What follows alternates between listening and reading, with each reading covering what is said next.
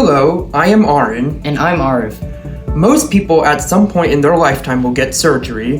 However, some surgeries are so serious that they require an ICU stay. Oftentimes, patients will suffer difficulties in post-surgery communication.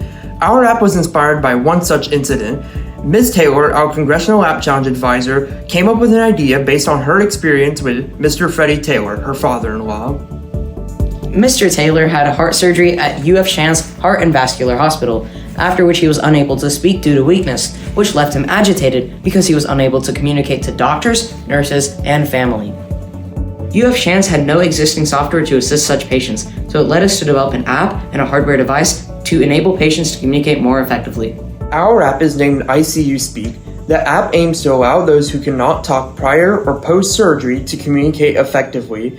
ICUspeak also promotes accessibility by accounting for patients with limited mobility and or low energy. We initially met with the speech and language pathologist at our school, Dr. Haley Ekdahl, to research existing communication devices on the market to assist those with communication difficulties.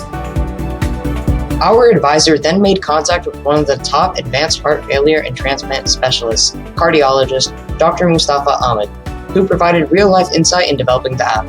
Dr. Ahmed met with us at UF Shands Heart and Vascular Center, where we were able to test out our app and physical device with patients in clinic and at rounds with similar communication barriers. We have been invited to present at the LVAD conference with Dr. Ahmed at UF Shands in January to the Chief Medical Director of Medtronic.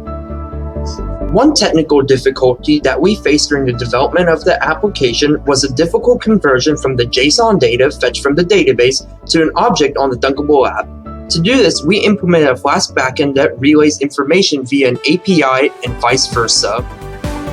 The app highlights each row. The patient will wait until the desired row is selected and then press the switch or their hardware device. They will then wait until their desired box in the row is selected. May I see my son? The process repeats from there. May I see my brother? Our API was hosted on Replit and built using Flask and MongoDB. The API contains two routes, the save, which uploads preferences to MongoDB's cloud database, and the load, which sends preferences back to the Dunkable app by name. For our hardware devices code, the Arduino first initializes the buttons variables and the Bluetooth receiver. Then, it starts sending out press or release to anyone on the connection. The app picks up the signal to function. I see, you speak. I see. You speak. I see, you speak.